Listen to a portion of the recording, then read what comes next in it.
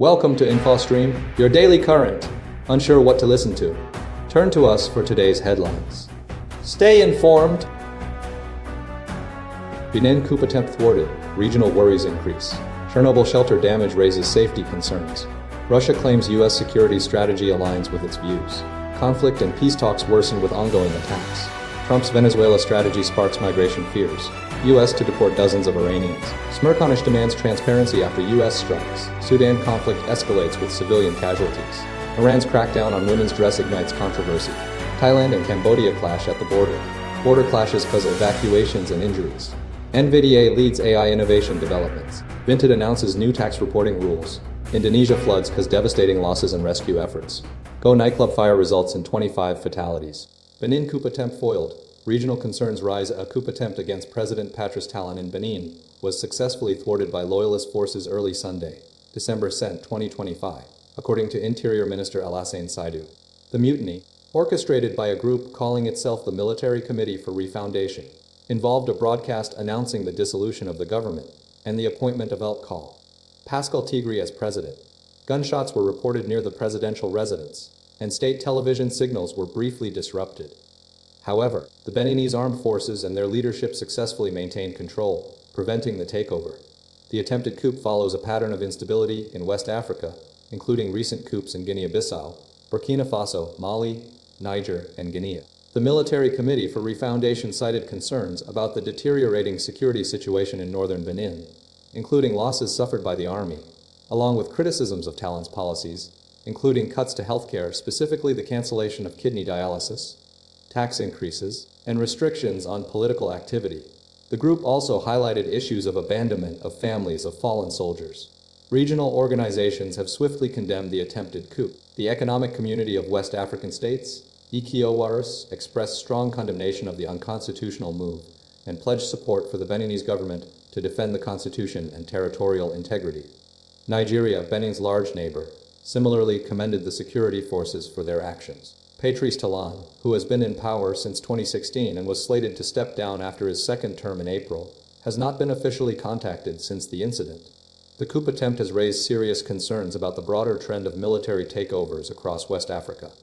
Last month, 2 associates of Talon were sentenced to 20 years in prison for a 2024 coup plot.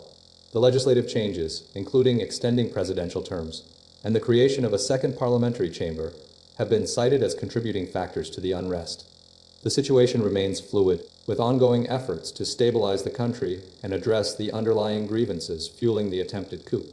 The incident underscores the vulnerability of democratic institutions in the region and the potential for further instability. Chernobyl shelter damage sparks safety concerns at a drone strike against the protective New Safe Confinement (NSC) structure at the Chernobyl nuclear plant has compromised its ability to contain radioactive material. According to a joint assessment by the International Atomic Energy Agency, IAEA, and subsequent reports, the NSC, erected in 2019 to cover the ruined No. 4 reactor and facilitate cleanup operations, sustained damage during the February 14 attack, resulting in a loss of its primary safety functions, including confinement capability. Ukraine accused Russia of orchestrating the attack, a claim Russia denied. The IAEA, maintaining a permanent presence at the site, has recommended a major renovation of the colossal steel structure, a project costing to $2.1 billion and supported by over 45 donor countries. While limited temporary repairs to the roof were undertaken, the agency emphasized the necessity of comprehensive restoration to prevent further degradation and ensure long-term nuclear safety. No permanent damage to the NSC's load-bearing structures or monitoring systems was detected. The NSC, a world's largest movable land structure, was designed to last 100 years and has played a crucial role in securing the site since the 1986 explosion. The explosion, caused by a reactor meltdown, released vast amounts of radioactive material across Ukraine, Belarus, Russia, and beyond, resulting in numerous fatalities and ongoing health concerns, including elevated birth defect and cancer rates among affected populations. The IAEA's ongoing assessment is part of a broader effort to evaluate Ukraine's energy infrastructure, particularly electrical substations vital for reactor cooling and electricity distribution, given their importance for nuclear safety and security. This assessment follows Russia's seizure of the plant and surrounding area during the ongoing conflict in Ukraine, a situation that has repeatedly placed the site in the international spotlight. The agency continues to support efforts to fully restore nuclear safety and security at the facility, a task complicated by the continued military activity in the region. The NSC remains a monumental feat of engineering and a critical component of mitigating the long-term risks associated with the 1986 disaster. U.S. security strategy mirrors Russian views. Moscow says, the United States' newly released national security strategy has been welcomed by Russia, with Kremlin spokesperson Dmitry Peskov stating it largely aligns with Moscow's vision. The 33-page document, unveiled this week, highlights several priorities including combating foreign influence, ending mass migration, and rejecting the European Union's perceived censorship. Critically, the strategy does not portray Russia as a threat to the U.S., a significant shift in language. European Union officials and analysts have voiced concerns, questioning the strategy's emphasis on freedom of expression and noting similarities to Kremlin rhetoric. Peskov acknowledged adjustments within the document are consistent with Russia's perspective, characterizing the strategy as a positive step. The strategy's focus on European instability is particularly noteworthy. It blames the EU for obstructing U.S. efforts to resolve the conflict in Ukraine and calls for the U.S. to establish strategic stability to Russia, which would stabilize European economies. The document advocates for U.S. policy to prioritize resistance to Europe's current trajectory within European nations. Furthermore, the strategy suggests that Europe will be unrecognizable in 20 years or less, citing economic issues and the potential for civilizational erasure. It expresses doubts about the economic and military strength of European countries, questioning their reliability as allies. The document explicitly celebrates the influence of patriotic European parties, suggesting the U.S. should encourage their promotion. The overall tone indicates a desire for increased U.S. influence within Europe, particularly in countering what is perceived as a negative direction within the continent. The strategy's acceptance by Russia suggests a potential shift in the geopolitical landscape, with Moscow viewing the document as a validation of its own strategic goals and a move towards a more cooperative relationship, at least on paper. Continued conflict and peace talks intensify amidst ongoing attacks. Despite ongoing peace talks facilitated by the United States, Ukraine continues to face relentless aerial assaults, most recently with a massive strike on Kremenchuk, a central Ukrainian industrial hub. The attack, which cut off water, electricity, and heat, highlights the persistent danger faced by Ukrainian cities. Simultaneously, Russia reported downing 77 Ukrainian drones across multiple locations, demonstrating its continued air defense capabilities. These attacks occurred as Ukrainian President Volodymyr Zelensky engaged in very constructive phone calls with Donald Trump's negotiating team following 3 days of talks in Florida, further solidifying Ukraine's determination to pursue a peaceful resolution. Discussions focused on ensuring Russia's adherence to any potential peace agreement and establishing deterrence capabilities. Following these negotiations, Kremenchuk Mayor Vitaly Maletsk reported the massive combined strike, emphasizing the city's repeated targeting since the invasion's commencement in February 2022. European allies, including French President Emmanuel Macron, expressed solidarity and urged de-escalation measures and a ceasefire. U.S. and Ukrainian negotiators, including Steve Witkoff and Rustem Umerov, had previously engaged with Russian President Vladimir Putin, agreeing on a framework for security arrangements and discussing necessary deterrence capabilities. However, Putin has dismissed the concept of a peacekeeping force, labeling any deployed troops as legitimate targets. The U.S. is pushing for a multi-point plan to end the war, while Europe seeks comprehensive security guarantees for a post-war Ukraine, including a potential peacekeeping force. Sir Keir Starmer is leading a push for a coalition of the willing to continue underwriting Ukraine's defense. Negotiations continue, yet the immediate situation remains precarious with ongoing attacks and a lack of significant breakthroughs, with both sides expressing a desire for long-term peace. The upcoming in-person talks in London between Macron, Zelensky, Starmer, and Merz aim to further explore these avenues. Trump's Venezuela strategy fuels migration fears. Recent news reports detail escalating tensions between the United States and Venezuela, primarily driven by President Donald Trump's strategy to pressure Nicolas Maduro from power and address drug trafficking. Trump consistently blames Maduro for the influx of migrants into the U.S., citing drug trafficking and mismanagement. The administration's threat of military action, particularly strikes against alleged drug vessels and infrastructure, has triggered significant concerns about potential mass displacement. A recent study by the Niskanen Center modeled various U.S. military intervention scenarios, projecting a range of refugee outcomes. Limited strikes focused on drug trafficking infrastructure could result in 20,000 refugees, but a protracted internal conflict could displace over 4 million people, overwhelming neighboring countries like Colombia and Brazil. The study highlighted the potential for panic and disruption within Venezuela, exacerbated by the existing economic and political instability. U.S. sanctions, initially targeting Venezuelan officials and debt in 2017 and intensifying in 2019 with a focus on PDVSA's oil sector, significantly worsened Venezuela's economic collapse.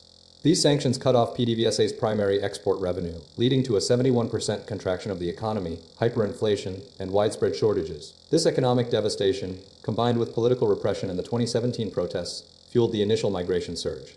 Between 2017 and 2021, the number of Venezuelan migrants in the U.S. increased by approximately 140,000, reaching over 5 million by 2021, according to the UN-backed R4V coordination platform. While this flow has decreased, Trump's renewed threats and military buildup have reignited fears of another mass exodus. Experts, including former U.S. Ambassador to Venezuela James Story, believe that limited, targeted strikes, such as attacks on cartel infrastructure along the Colombia border, would likely result in minimal displacement. However, a full-scale military conflict could trigger a humanitarian crisis, potentially displacing millions. Despite ongoing diplomatic efforts, the situation remains volatile, with the possibility of further upheaval and migration a significant concern. The economic collapse, exacerbated by sanctions and political instability, remains the primary driver of the ongoing migration crisis. Trump administration set to deport dozens of Iranians. The Trump administration is preparing to conduct a second deportation flight, carrying dozens of Iranian individuals back to Iran, scheduled for Sunday. This operation follows a similar flight in September and is driven by the administration's broader policy of removing undocumented immigrants. Despite the lack of formal diplomatic relations between the United States and Iran, an agreement facilitated the repatriation. Human rights organizations and advocacy groups have expressed serious concerns regarding the fate of these Iranian refugees. A key individual, wishing to remain anonymous due to fear of retribution, recounted his harrowing experience. He fled Iran due to his homosexuality, a crime punishable by death under Iranian law. He detailed suffering abuse, including torture and rape, before seeking refuge in the United States. He sought only a normal life, but was detained after crossing the border during the final days of the Biden administration, enduring months of travel and experiencing robbery and assault. While in Immigration and Customs Enforcement (ICE) detention, he faced further abuse and discrimination. He has filed for asylum, but the status of his application remains uncertain. He firmly believes his life would be at immediate risk if he were returned to Iran. The National Iranian-American Council, NVIDIA, has strongly condemned the planned deportation, urging the administration to halt the flight. They argue that these individuals fled government repression and that the administration's actions constitute a violation of their human rights and an exacerbation of existing abuses within ICE detention facilities. The NIA president, Jamal Abdi, emphasized the need to honor asylum claims and provide safety. ICE has declined to confirm specific reporting by BBC Persian regarding the deportations, only stating that the operation is being conducted to ensure the safety of the flight and its passengers. The planned route includes a stop in Kuwait before proceeding to Iran. This operation highlights ongoing tensions between the U.S. and Iran and raises critical questions about the treatment of asylum seekers and the human rights implications of immigration enforcement policies. The situation underscores the vulnerability of individuals fleeing persecution and the challenges faced by those seeking refuge in the United States. Smerconish urges transparency following U.S. strikes on alleged drug traffickers. The Brian Smerconish, the political commentator and host of Smerconish, has strongly advocated for complete transparency regarding recent U.S. military strikes targeting suspected drug trafficking operations in Haiti. The calls for openness stem from escalating concerns surrounding the legality and justification of the operations, which involved Apache attack helicopters and other military assets. Smerconish, speaking on CNN, emphasized the need for the Biden administration to fully disclose the intelligence that led to the strikes, the targets involved, and the specific legal basis for the use of force. The strikes, which occurred in Artibonite Province, Haiti, were initially presented as a response to escalating gang violence and a humanitarian crisis. However, critics, including human rights organizations and legal experts, have questioned the appropriateness of deploying U.S. military force in this context, citing concerns about civilian casualties and the potential for exacerbating the already volatile situation.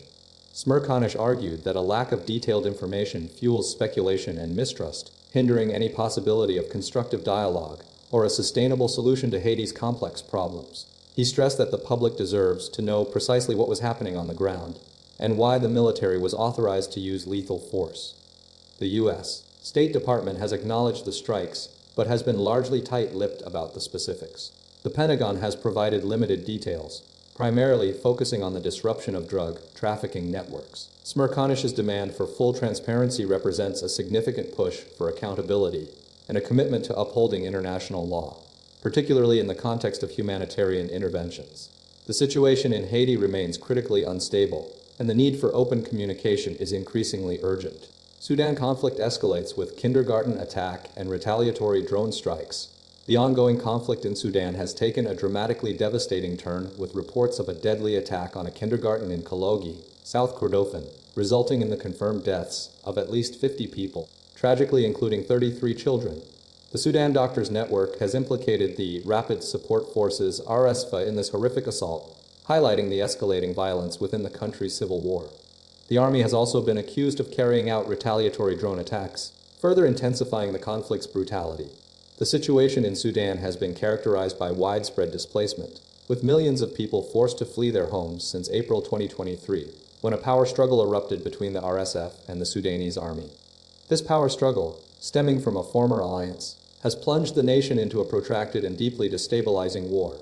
Following the kindergarten attack, the RSF swiftly accused the army of conducting a drone strike on a market in the Darfur region, targeting a fuel depot near the Adre border, crossing with Chad. This reciprocal action underscores the volatile and unpredictable nature of the fighting. The conflict's impact extends beyond the immediate casualties. The displacement of millions underscores the humanitarian crisis gripping Sudan, and the targeting of civilian infrastructure, like kindergartens and fuel depots, demonstrates a severe disregard for human life. The ongoing battle between the RSF and the army continues to dominate the news, with both sides blaming each other for atrocities, making a resolution to the conflict increasingly difficult to achieve. The international community remains focused on the crisis, but efforts to broker a ceasefire or deliver aid are hampered by the continued violence and lack of clear leadership. Iran's crackdown on women's dress sparks renewed controversy. Recent events in Iran have escalated tensions surrounding women's dress codes, culminating in the arrest of 2 marathon organizers and a broader government crackdown. The arrests followed the participation of approximately 2,000 women and 3,000 men in a marathon held on Kish Island, with several female competitors openly defying the mandatory hijab requirement. These images, circulating online, were met with sharply contrasting reactions. Supporters of change within Iran celebrated the event as evidence of women's resistance to restrictive regulations, while Iranian officials condemned the marathon itself as a violation of public decency. The Iranian judiciary swiftly responded by arresting the organizers, citing the presence of unveiled women as a significant transgression. Prosecutor on Kish Island explicitly stated that the entire event constituted a violation of public decency, highlighting the deeply sensitive nature of the issue. This incident underscores a long-standing conflict between the Iranian government and its population, particularly the younger generation, regarding women's freedom of expression through dress. The government's response reflects a shift towards a more aggressive stance against women not adhering to the hijab. This follows a pattern of fluctuating policies, ranging from temporary relaxations to intense clampdowns. The arrests are directly linked to the ongoing controversy ignited by the death of Mahsa Amini 3 years ago, a young Kurdish Iranian woman who died in custody after being detained for allegedly violating dress codes. The head of the judiciary has issued a stark warning, ordering intelligence agencies to identify and report on what he terms organized trends promoting immorality and non-veiling, indicating a renewed and intensified campaign against women who choose not to wear the hijab in public. The situation remains deeply entrenched, representing a fundamental disagreement about the role of women in Iranian society and the limits of government control. The future of this standoff appears uncertain, with no immediate resolution in sight. Border clashes and landmine concerns escalate tensions between Thailand and Cambodia. Recent escalating tensions along the Thailand-Cambodia border have resulted in armed clashes and prompted evacuations, alongside ongoing concerns regarding Cambodian landmine usage. On Sunday, a 35-minute exchange of fire occurred in Si Saket province, triggered by Cambodian forces opening fire in the Phu Pha Lek Phlan Hin Pait Kon area at 2:15 p.m. 2 Thai soldiers, Astanuchart Ruangkam and Pivit Pornchai Champacham, were injured. Ruangkam sustained a gunshot wound to the leg, while Champacham suffered chest bruising and pain after a round impacted his bulletproof vest. In response, Thai troops engaged, returning fire proportionally and strictly adhering to the rules of engagement. Following the initial exchange, Cambodian forces utilized recoilless rifles. The conflict concluded at 20:50 p.m. The Second Army Region subsequently issued an evacuation order affecting border communities in Buriram, Surin, Sai Saket, and Ubon Ratchathani provinces. Authorities cited current uncertainty and the possibility that the clashes may escalate, urging residents to relocate to designated shelters. This incident follows Thailand's earlier plea to the United Nations to investigate Cambodia's extensive deployment of landmines within Thai territory. This landmine activity has already resulted in injuries to multiple Thai soldiers and a Chinese civilian. The ongoing situation underscores a persistent security challenge along the border, demanding careful monitoring and diplomatic efforts to prevent further escalation and protect both Thai and international personnel. The situation remains fluid, with security agencies actively observing the border region and advising local residents to maintain a state of preparedness and shelter in place. Border clashes trigger evacuations and warnings amid civilian injuries. Recent intensified fighting between Myanmar government forces and the Karen National Union, KU, along the Thai-Myanmar border in Mae Sot District, Tak Province, has prompted a stern warning from the Thai Chief of Defense Forces and initiated evacuation procedures. The clashes, ongoing since late last month, involve heavy gunfire and artillery shelling, with rounds frequently straying across the border and impacting Thai territory. These incidents have resulted in civilian injuries, including 2 villagers wounded by shrapnel in Min La Pan village, and 4 Chinese nationals also injured. Responding to the escalating situation, Thai military units deployed along the frontier initiated standard rules of engagement, utilizing warning shots and activating the Thai-Myanmar border coordination mechanism. Both Myanmar government officials and KNU representatives received formal warnings, emphasizing the imperative for such violations to cease immediately. Thailand has indicated a readiness to escalate its response if further incidents occur. Evacuations are underway in high-risk areas surrounding Mae Sot, specifically affecting villages like Mekon Ken and Huai Mahawan. Residents who had previously sought refuge with relatives have been returning home, only to be confronted by renewed fighting and the threat of stray gunfire. Relief supplies were delivered by Kal Narongchai Charonchai and Mae Sot officials to affected families. The KNU spokesman, Pado Saw Ni, has vehemently called for an immediate halt to the Myanmar military's offensive, asserting that indiscriminate fire poses a significant danger to local communities and foreign nationals. The situation remains volatile, demanding heightened vigilance and continued efforts towards de-escalation. The injured villagers are receiving medical attention at Mae Sot Hospital and are reported to be in stable condition, highlighting the human cost of the ongoing conflict and the urgent need for a peaceful resolution. NVIDIA drives AI innovation across industries. Q4 2025 developments. NVIDIA is spearheading a wave of advancements across numerous sectors through strategic partnerships and product launches during the fourth quarter of 2025. The company is aggressively expanding its AI infrastructure footprint globally, focusing on accelerating development and deployment of AI solutions. A key theme is NVIDIA's role in facilitating the creation of large-scale AI factories, driven by collaborations with major industrial and technology players. Significant developments include the announcement of a financial results presentation for the third quarter of fiscal 2026, alongside the unveiling of a conference call for investors. The company is actively engaging with global scientific communities, exemplified by the adoption of NVIDIA's NV cooling technology by leading supercomputing centers worldwide, specifically integrating Grace Blackwell platforms with quantum processors. Collaborations with RIKEN in Japan are advancing scientific frontiers in AI and quantum computing. NVIDIA is forging strategic alliances with automotive giants like General Motors, Toyota, Aurora, and Continental, focusing on the development of highly automated and autonomous vehicle fleets utilizing the DRIV Hyperion platform. Hyundai Motor Group, SK Group, and Samsung are also partnering with NVIDIA to build AI factories, driving transformation in manufacturing and digital industries across Korea. The company is facilitating the creation of AI infrastructure for the United States, teaming up with Oracle to build the nation's largest AI supercomputer for scientific discovery, alongside a U.S. telecom leader to develop AI RAN stacks for 6G. NVIDIA is also working with Palantir to operationalize AI, and with Novo Nordisk and DCAI to advance drug discovery. Furthermore, NVIDIA is expanding its reach into robotics, partnering with Foxconn to build an AI factory in Taiwan, and launching Isaac GR100 TN1, the world's first open humanoid robot foundation model. The company is investing heavily in Europe, building a national AI infrastructure with support from industry leaders, and expanding its Omniverse platform with generative physical AI. NVIDIA's Blackwell architecture is being implemented across its product lines, including RTX PRO servers, GeForce RTX 50 series, and AI foundation models for RTX AI PCs. solidifying its position as a central player in the burgeoning AI landscape.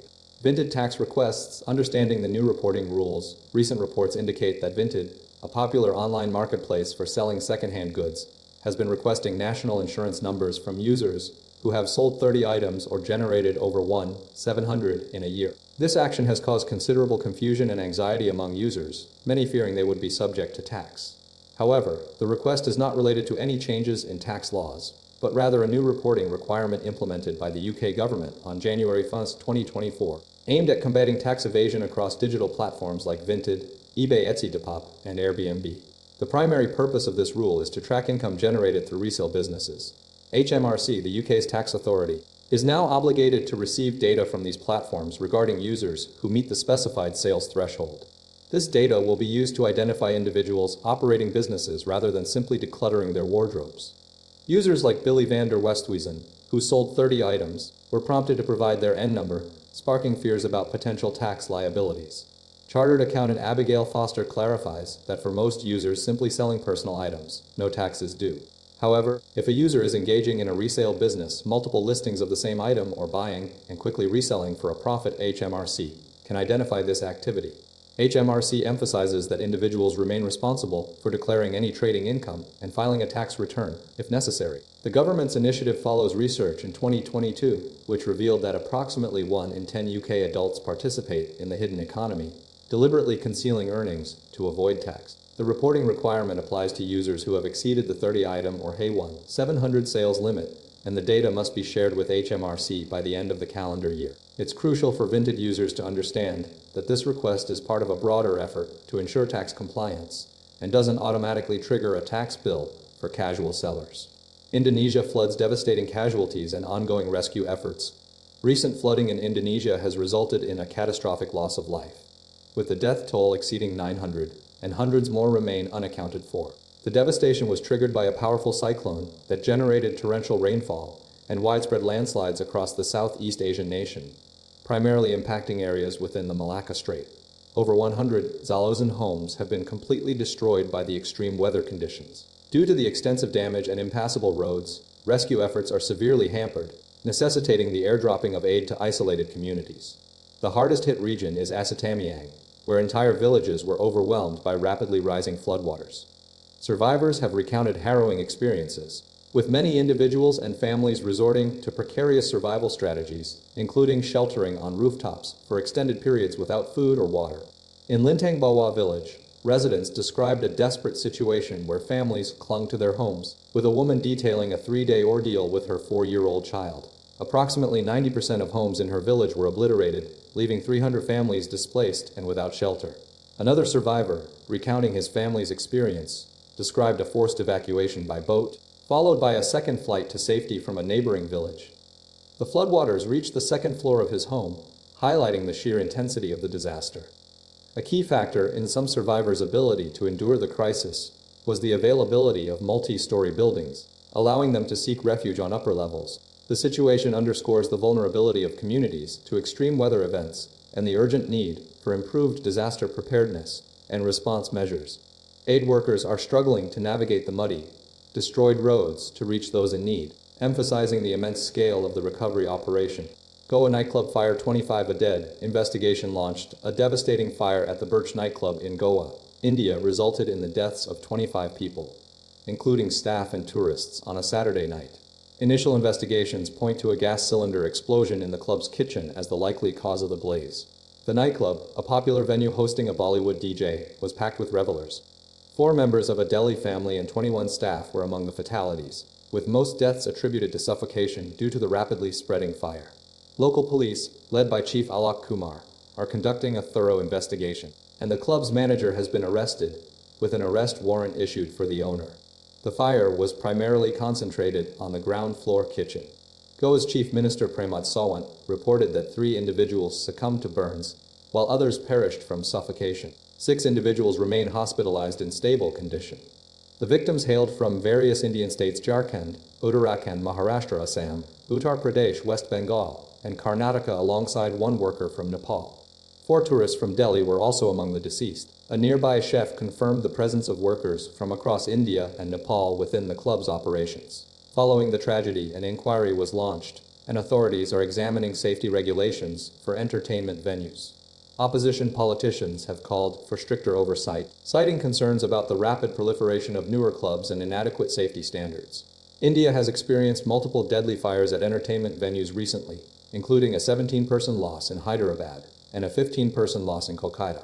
Last year, 24 died at an amusement park in Gujarat due to trapped visitors. The Prime Minister expressed his deeply saddening thoughts. Approximately 5.5 million tourists visited Goa in the first half of the year, with 270,000 originating from abroad.